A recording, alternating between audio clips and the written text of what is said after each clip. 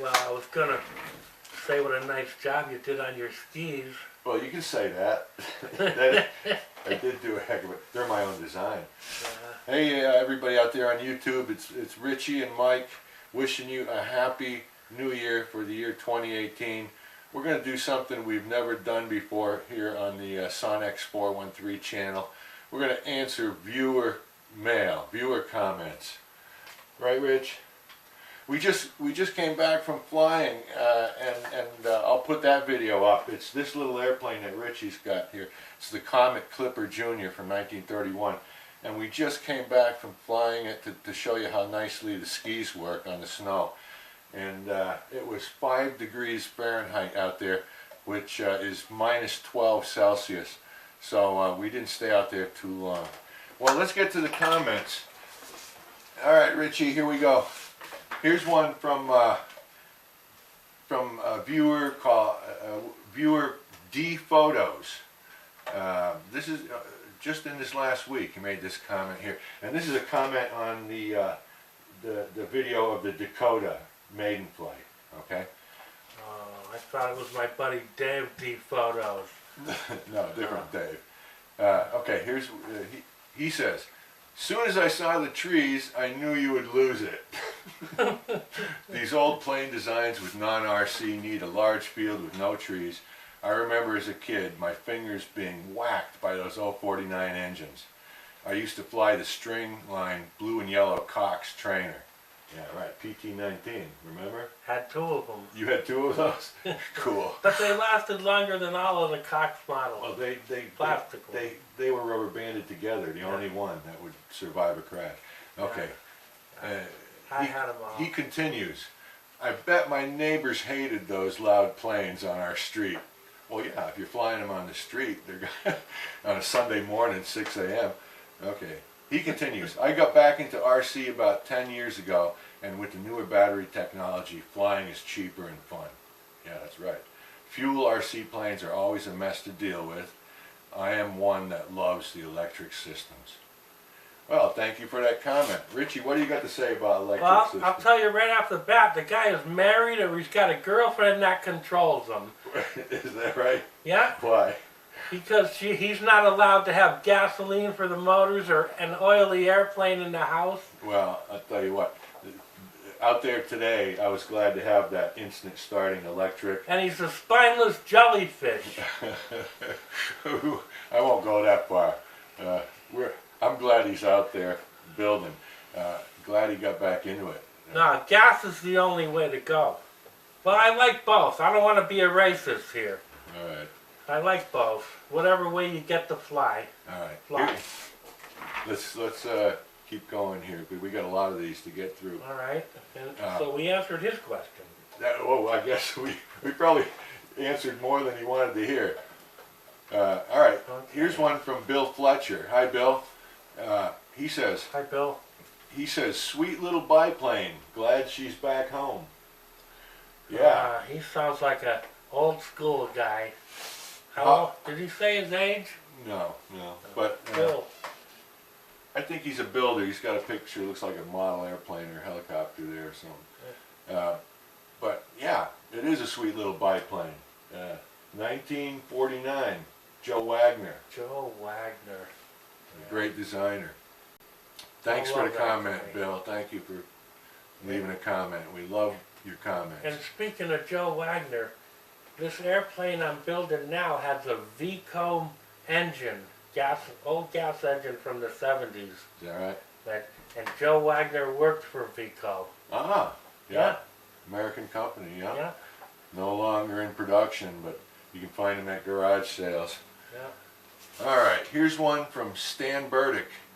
He says, "I feel your pain," and lost an RC model in the trees that sat there 1/2 year till it finally blew down.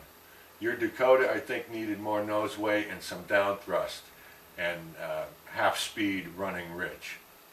Thanks, Stan. I think you're right on all those. We probably would have kept it in the field if we did all that.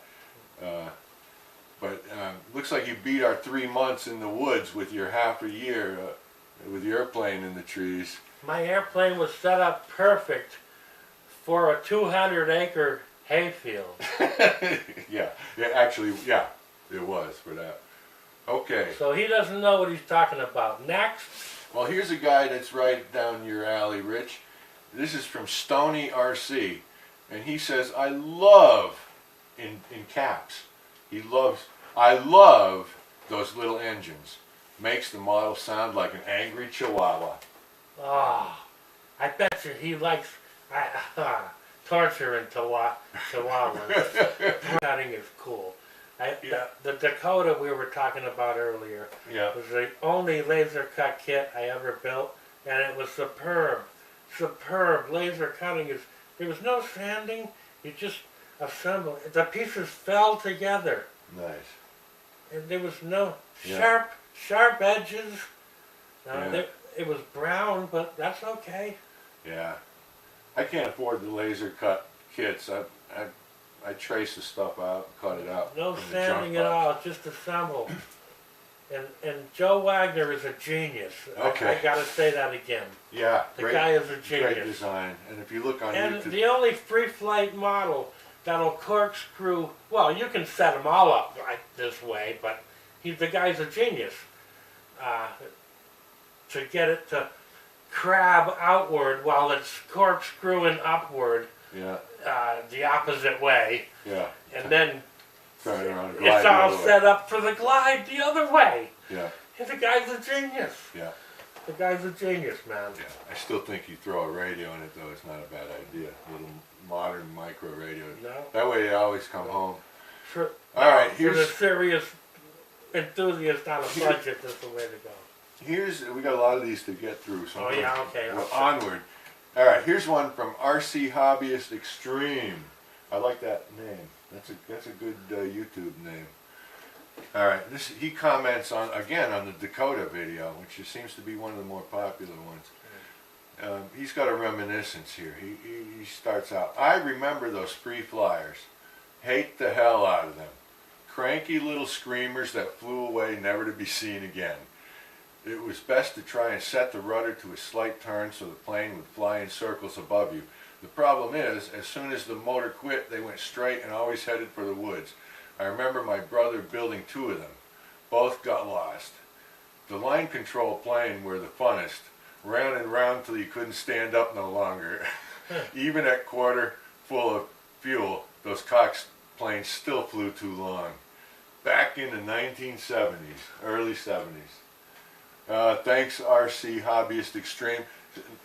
All right, here we go. One from Chasing Waves. Sounds like a surfer kind of guy, Richie. Chasing Waves. Dude, he's a dude. He's a dude. All right, he says, haha, that's awesome. So glad you guys found it. I think it needs a tracking device. Well, I think it does too. We already thought of that, yeah. We thought of that. Ain't got it. Ain't got one.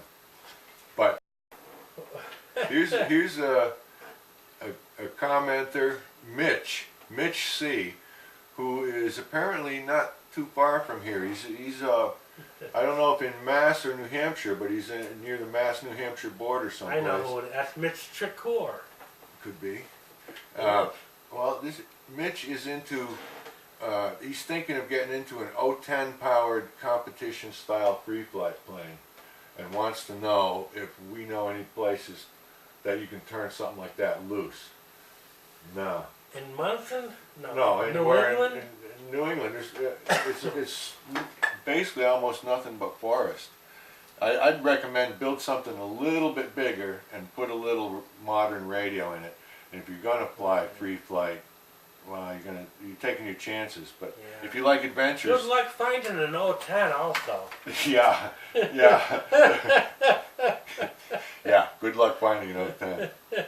All right, we're going to take a little break, and we'll be right back with more viewer mail on Sonex 413.